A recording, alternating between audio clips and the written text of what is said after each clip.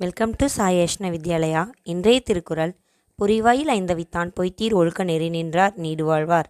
பொருள்: ஐம்புல ஆசைகளையும் ஒழித்த கடவுளின் ஒழுக்க நெறி நிற்பவர் நீண்ட காலம் நலமுடன் வாழ்வார்.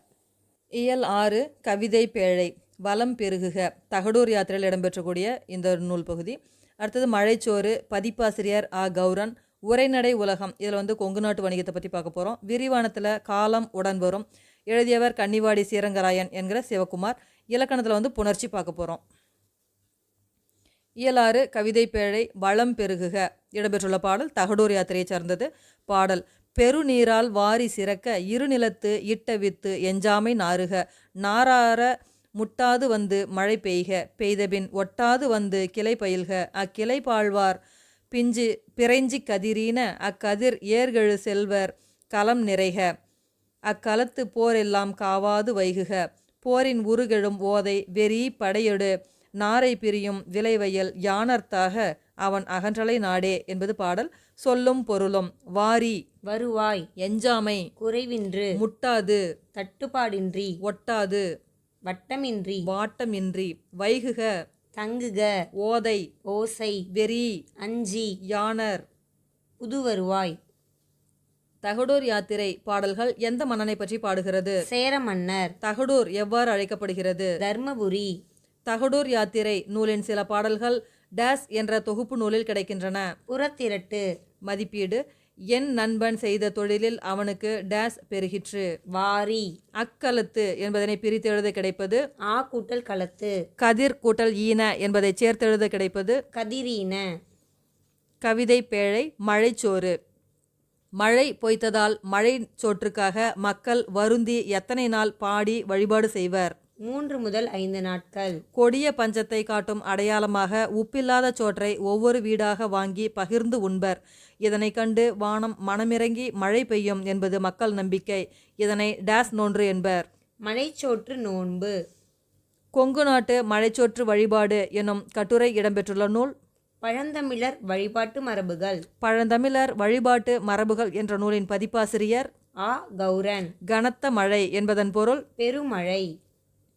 உரைநடை கொங்கு நாட்டு வணிகம்.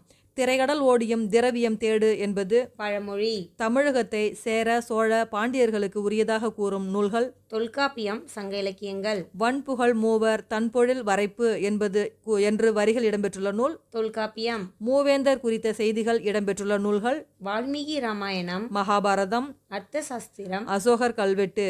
முடியுடை மூவேந்தர்களுள் மிகவும் பழமையானவர்கள் சேரர்கள். தொல்காப்பியம் போந்தை வேம்பே ஆரென வரும் மாபெரும் தானையர் மலைந்த பூவும் என யாரை முன்வைக்கிறது?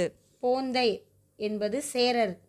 போந்தை என்பது பனம்பூ. பனம்பூ அணிந்தவர் சேரர். சேரரை தான் மாபெரும் தானையர் அப்படின்னு சொல்லி முன்வைக்கக்கூடிய தொல்காப்பியம் முன்வைக்கக்கூடிய அரசர் சேரர். சேரர்களின் நாடு குடநாடு. சேரர்களின் தலைநகர் வஞ்சி. வஞ்சி எந்த ஆற்றங்கரையில் அமைந்திருந்தது? மேற்கு மலைத்தொடரில் தோன்றி அரபிக்கடலில் கலக்கும் பேரியாற்றங்கரையில் அமைந்திருந்தது. வஞ்சி என்று அழைக்கப்படும் ஊர் கரூர். சேர நாட்டின் துறைமுக பட்டணங்களாக விளங்கியவை தொண்டி, முசிறி, காந்தலூர். சேரர்களின் கொடி வில்கொடி. பூ பனம்பூ. பண்டைய சேரநாடு என்பது இன்றைய கேரள பகுதிகள் மற்றும் தமிழ்நாட்டின் சேலம், கோவை ஆகியவை இணைந்த பகுதி பண்டைய சேரநாடு. சேலம், கோவை பகுதிகள் டேஸ் என பயன்பெற்றன. கொங்கு நாடு. கொங்கு நாட்டை ஆட்சி செய்தவர்கள் சேரர்களின் உறவினர்கள். கொங்கு மண்டல சதகத்தின் ஆசிரியர் கார்மேக கவிஞர். கொங்கு மண்டலத்தின் எல்லைகளாக கொங்கு மண்டல சதகம் கூறுவது வடக்கே பெரும்பாலை, தெற்கே பழனிமலை, மேற்கே வெள்ளிமலை, கிழக்கே மதிர்கரை. கொங்கு நாட்டின் பகுதிகளை வளம் கொளிக்க செய்யும் ஆறுகள் காவிரி, பவானி, நொய்யல், ஆண்பொருணை என்றழைக்கப்படக்கூடிய அமராவதி ஆறு. ஒரு நாட்டு மக்களின் நாகரிக வாழ்விற்கு அடிப்படையாக அமைவது உழவு, கைத்தொழில், வணிகம். கடல் வணிகத்தில் சேரநாடு சிறப்புற்றிருந்தது. சேரர்கள் வலிமை மிகுந்த எந்த படையை கொண்டிருந்தனர்? கப்பல் படை. செங்குட்டுவனின் கடல் போர் வெற்றியால் அவன் டேஸ் என அழைக்கப்பட்டான். கடல் பிறக்கோட்டிய செங்குட்டுவன். டேஸ் என்ற கடற்கொள்ளையர்களை சேர மன்னர்கள் அடக்கினர். கடம்பர். எந்த துறைமுகத்திலிருந்து மற்ற நாடுகளுக்கு மிளகு, முத்து, யானை தந்தங்கள், பட்டு, மணி போன்றவை ஏற்றுமதி செய்யப்பட்டன? முசிறி துறைமுகம். பிற நாடுகளிலிருந்து சேர நாட்டினர் இறக்குமதி செய்த பொருள்கள் பொன், மென்மை மிக்க புடவைகள், சித்திர வேலைப்பாடமைந்த ஆடைகள். பவளம், செம்பு, கோதுமை போன்றவை. இச்செய்தியை மீனோடு நெற்குவையி மிசையம்பியின் மனைமுறு குந்து கலந்தந்த பொற்பரிசம் கழித்தோணியால் கரை சேர்க்குந்து என்று கூறும் பாடல் வரிகள் இடம்பெற்றுள்ள நூல் புறநானூறு. புறநானூறில் 343வது பாடலில் 1 முதல் 8ஆம் வரிகள் வரை சொல்லியிருக்காங்க. விலையை கணக்கிட அடிப்படையாக இருந்தது நெல். டேசம் ஒரே மதிப்புடையனவாக இருந்தன. நெல்லும் உப்பும். இதனை நெல்லும் உப்பும் நேரே ஊரீர் கொல்லீரோ என சேரிதோறும் நுவலும் என்ற பாடல் வரிகள் மூலம் அறியலாம். இப்பாடல் வரிகள் இடம்பெற்றுள்ள நூல் அகநானூறு. கிழக்கு தொடர்ச்சி மலையும் மேற்கு தொடர்ச்சி மலையும் சந்திக்கும் இடம் நீலகிரி. நீலகரம் மாவட்டத்தில் விளையும் பயிர்கள் காபி, தேயிலை, கேரட், முட்டைக்கோசு, உருளைக்கிழங்கு, யூக்கலிப்டஸ் மரங்கள்.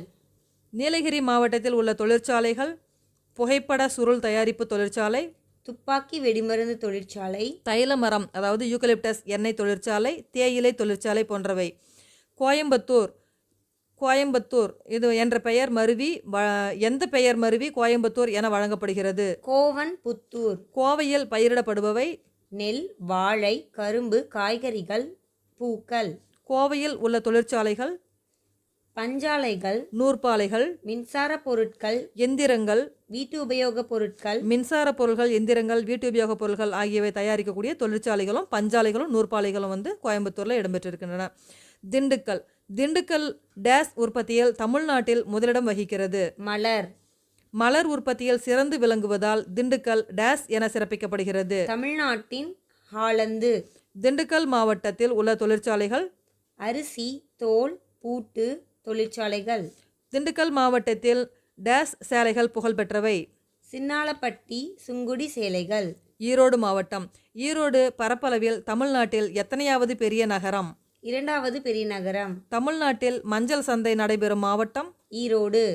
ஈரோட்டில் பெருமளவு உள்ள தொழிற்சாலைகள் துணி நூற்பாலைகள், எண்ணெய் ஆலைகள், சர்க்கரை ஆலைகள். ஈரோட்டில் நடைபெறும் பிற தொழில்கள் நூல் நூற்பு, துணிகளுக்கு சாயமேற்றுதல், அச்சிடுதல், தோல் பதனிடுதல். திருப்பூர் டேஸ் நகரம். பின்னலாடை நகரம். திருப்பூரில் விளையும் முதன்மையான பயிர்கள் நெல், கரும்பு, பருத்தி, வாழை. திருப்பூரின் மூலம் தமிழ்நாட்டிற்கு பெரும் வருவாயை ஈட்டித் தரும் தொழில்கள் பின்னலாடைகள், ஆயத்தாடைகள். திருப்பூரில் உள்ள இந்தியாவின் முதல் ஆயத்த ஆடை பூங்கா நேதாஜி ஆயத்த ஆடை பூங்கா. திருப்பூருக்கு தேசிய அளவில் புகழ்பெற்ற டேஸ் காளைகள் பெருமை சேர்க்கின்றன. காங்கேயம் காளைகள். நாமக்கல் மாவட்டத்தில் உள்ள மலைகள் பச்சைமலை, கொல்லிமலை, சேர்வராயன் மலையின் ஒரு பகுதி. நாமக்கல் மாவட்டத்தில் பயிரிடப்படக்கூடிய பயிர்கள் நெல், கரும்பு, சோளம், நிலக்கடலை, பருத்தி ஆகியவற்றுடன் திராட்சை, ஆரஞ்சு, காபி, பாக்கு, ஏலம் போன்றவைகளும். தென்னிந்தியாவிலேயே முட்டைக்கோழி வளர்ப்பிலும் முட்டை உற்பத்தியிலும் முதன்மையான இடம் வகிக்கும் தமிழ்நாட்டு மாவட்டம் நாமக்கல் மாவட்டத்தில் இயங்கக்கூடிய தொழிற்சாலைகள் சிமெண்ட் தொழிற்சாலை, காகித தொழிற்சாலை. சிற்றுந்து, சரக்குந்து அதிகமான அளவில் இயங்கும் மாவட்டம் நாமக்கல்.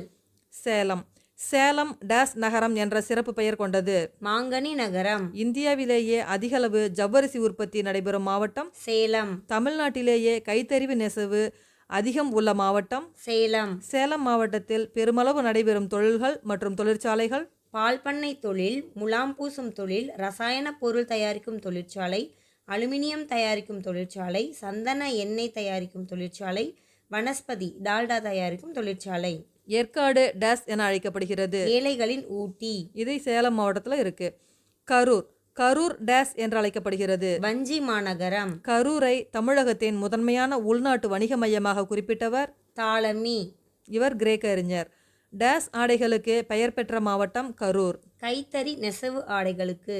பேருந்து கட்டுமான தொழிலின் சிகரம் கரூர். ஊர்களும் அதனுடைய சிறப்பு பெயர்களும். தூத்துக்குடி மாவட்டம் முத்துநகரம். சிவகாசி, குட்டி ஜப்பான். மதுரை, தூங்கா நகரம். திருவண்ணாமலை, தீபநகரம். வன்புகழ் மூவர் தன்பொழில் வரைப்பு என்ற வரிகள் இடம்பெற்றுள்ள நூல் தொல்காப்பியம். சேரர்களின் தலைநகரம் வஞ்சி. பழங்காலத்தில் விலையை கணக்கிட அடிப்படையாக அமைந்தது நெல். ஆண்பொருணை என்று அழைக்கப்படக்கூடிய ஆறு அமராவதி. வீட்டு உபயோகப் பொருட்கள் தயாரிக்கும் தொழிற்சாலைகள் நிறைந்த மாவட்டம் கோயம்புத்தூர். மாங்கனி நகரம். சேலம். சுங்குடி சேலை.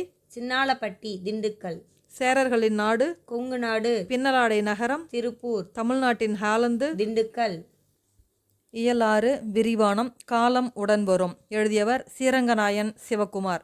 கன்னிவாடி ஸ்ரீரங்கராயன் சிவகுமார் டேஸ் மாவட்டத்தை சார்ந்தவர். திருப்பூர். சிவகுமார் எழுதிய நூல்கள் கன்னிவாடி, குணச்சித்திரங்கள், உப்பு கடலை குடிக்கும் பூனை உள்ளிட்ட 150க்கும் மேற்பட்ட நூல்களை எழுதியிருக்கிறாரு. இயலாறில் இலக்கணம் பார்க்க போகிறோம். புணர்ச்சி. புணர்ச்சி என்பது டேஸ். நிலைமொழி ஈரும் வருமொழி முதலும் இணைவது. இது உயிரீற்று புணர்ச்சி, மெய்யீற்று புணர்ச்சி, உயிர் முதல் புணர்ச்சி, மெய் முதல் புணர்ச்சி என்பதன் அடிப்படையில் புணரும். புணர்ச்சியின் வகைகள் இயல்பு புணர்ச்சி, விகார புணர்ச்சி என 2 வகைப்படும். விகார புணர்ச்சியின் வகைகள் 3. தோன்றல், திரிதல், கெடுதல். பாலாடை என்பது எவ்வகையான புணர்ச்சி? பால் கூட்டல் ஆடை, பாலாடை. இது இயல்பு புணர்ச்சியாகும். பொறுத்துக. மட்பாண்டம்.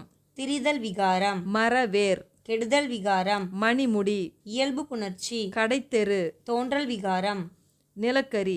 மின் உலைகள், ஊது உலைகளில் எரிபொருளாக பயன்படுகிறது. உலோக உருக்கு தொழிலில் பயன்படுகிறது. தமிழ்நாடு பழுப்பு நிலக்கரி கிடைக்கும் இடங்கள் கடலூர், நெய்வேலி, புதுச்சேரியின் சில பகுதிகள். பழுப்பு நிலக்கரி சுரங்கம் உள்ள இடம் நெய்வேலி. இது அனல் மின்சாரம் தயாரிக்க உதவுகிறது. பொறுத்துக. ஆயிரங்காலத்து பயிர்.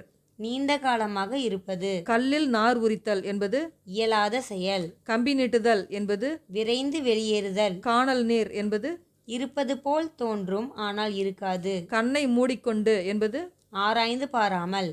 கலை சொற்கள். நூல். த்ரெட், தறி. லூம், பால் பண்ணை. டைரி ஃபார்ம், தோல் பதனிடுதல். டேனிங், தையல். ஸ்டிச், ஆலை. ஃபேக்டரி, சாயம் ஏற்றுதல். டையிங், ஆயத்த ஆடை. Readymade dress. மாவட்டங்களும் அதற்கான சிறப்பு பெயர்களும். சிவகாசி, பட்டாசு, திருப்பாச்சி, அரிவாள், திருநெல்வேலி, அல்வா, காஞ்சிபுரம், பட்டு, சேலம், மாம்பழம், பழனி, பஞ்சாமிர்தம், மதுரை, மல்லி, பன்ருட்டி, பலாப்பழம், தூத்துக்குடி, உப்பு, திண்டுக்கல், பூட்டு, ஸ்ரீவில்லிபுத்தூர், பால்கோவா, தஞ்சாவூர், தலையாட்டி பொம்மை, மணப்பாறை. முறுக்கு. நன்றி.